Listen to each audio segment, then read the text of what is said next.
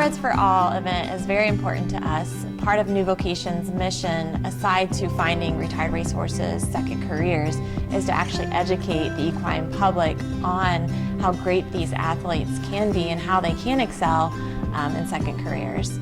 So the event, this is our third year that we've done it. Every year it's grown, and the lineup that we have every year is just amazing, and all the different angles that we're trying to show the different disciplines that these horses can excel in, everything from western to eventing, dressage, hunter jumpers. They're going to see the whole gamut from start to finish of where a thoroughbred off the track can start and where they can end up.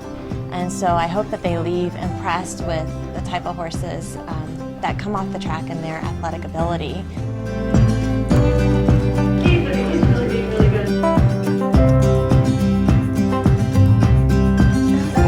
The idea of this is it's educational about selecting horses through the eyes of some real experts. So hearing what Boyd Martin has to say when he looks at a horse off the track, thinking about it for his sport, or Linda Zhang looks at a horse off the track for dressage, is something you don't get to do often. You don't get to shop with these people.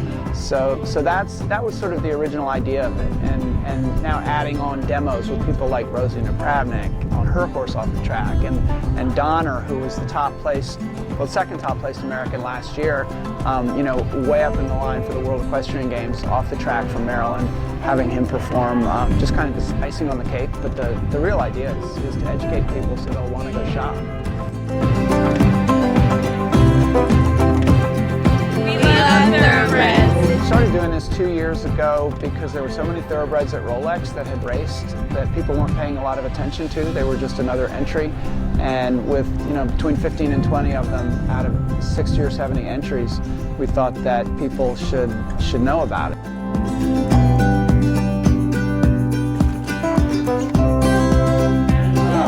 I'm so glad he found a good home. Whoa. As thoroughbred lovers, and we all have our off-track horses, really felt that this was a great event to come out and support and continue to educate ourselves and learn more about the breed and everybody's different experiences. We had some friends that came last year, and we've always had off-the-track thoroughbreds, and we've always had good luck with them, and they're sweet, and we just love them, and they're always hardworking, so we just wanted to come here and learn more about it. Which I gotta say, guys, as soon as he walked in here, I liked. So this particular horse, I like the look. Yes, he shows an overstep, just like Boyd says. Maintaining your speed allows you to always see the stride you want.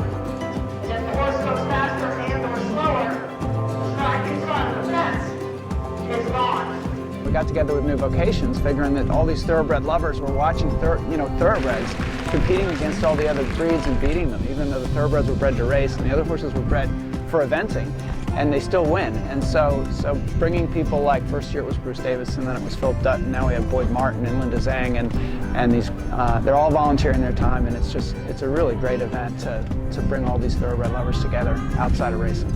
First of all, the horse is by Kitten's Joy, and secondly, he's named Ken's Kitten. And thirdly, he was so highly thought of as a yearling, as a weanling, as a 2-year-old. We thought he was going to make a really, really good racehorse, a thoroughbred on the track, running on the flat. And that didn't pan out. He found his nick.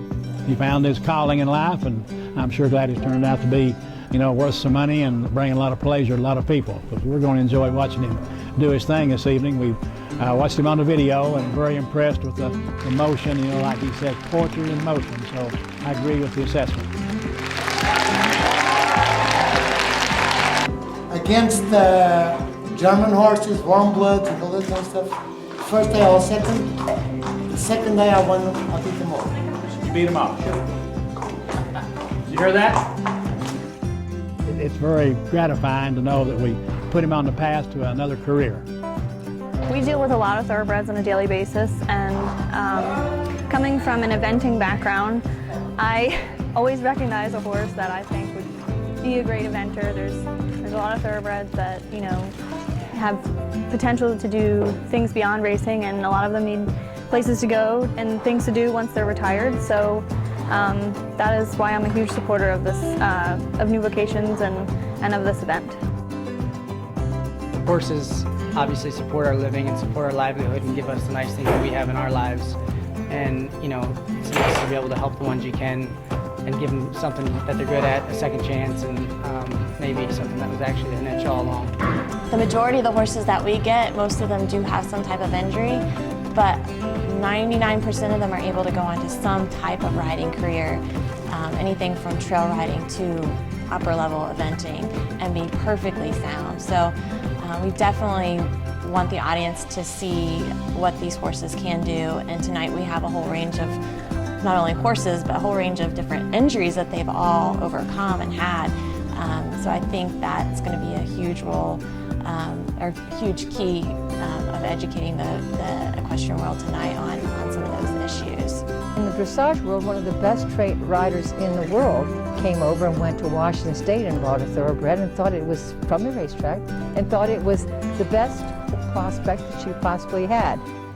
I think that we have a gold mine here because we have all these horses.